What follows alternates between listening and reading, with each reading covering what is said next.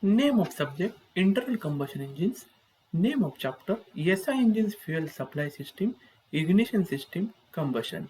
Name of topic contact breaker point. Contents contact breaker point. So dear friends, in the last few videos, as we already discussed about the battery ignition system, magneto ignition system, again we thoroughly discussed about the function and the different element in the spark plug as well as the ignition coil. So along with this, the another device which is commonly used everywhere, and that device is nothing but called as a contact point or the contact breaker. So this is one of the essential element in every ignition system. So the main purpose of the contact breaker or the contact ignition system is what? This is the device which is generally used to avoid the huge amount of voltage generated inside the system of the ignition. Sometimes it may be in the case of the battery ignition system, sometimes it may be for ignition coil.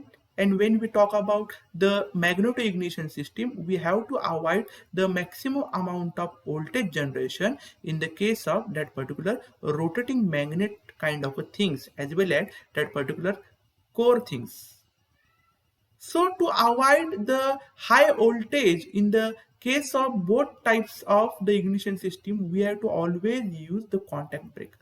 So the main function of a contact breaker to break the supply of that particular current to the ignition coils if we talk about the battery ignition system, as well as when it is connected with the magneto ignition system, it can able to regulate or stop the supply of current to that particular primary and secondary windings.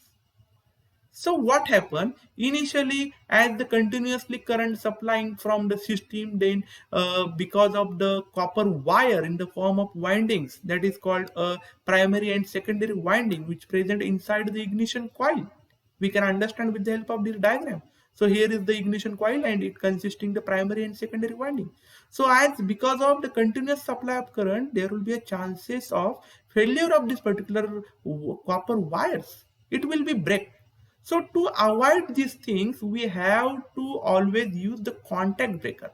So sometime for some fraction of seconds from for some fraction of time, it will break the contact from the voltage to this particular coil because of the contact breaking system. And in that at that time, that amount of current or in the form of voltage will supply to the condenser, as we already discussed, and condenser excites itself, or we can say it will be self charged, and during that duration there will be a no supply of current in the form of voltage to this ignition coils, primary and secondary winding. So we can able to regulate the amount of voltage inside the ignition coil, and we can save the things of the ignition coil components from the failure. So this is very basic function of the contact breaker or the contact point ignition system. Again, with the help of one video, we will discuss or we can understand the basic function of the contact breaker system. So please watch the video thoroughly. So again, the same kind of a video, but here now we are going to concentrate on the contact breaker system. So this is the contact breaker system. So again, as we know, this is the condenser or capacitor. Here is the rotating cam type of a lobe, and this is the contact point or the contact breaking system. Now, right now, the contact is there. So if it is in contact, then the current which is coming from the primary winding, this yellow line indicates the primary winding from the ignition coil, and from the primary winding, then the current will supplying from this particular contact breaking point to the grounder, or we can say to the ground, just kind of earthing. Okay, but when the contact will be break, okay, what I am telling, please concentrate. Sometime because of this continuously generation of the voltage, there will be a chances of failure of this particular copper wires.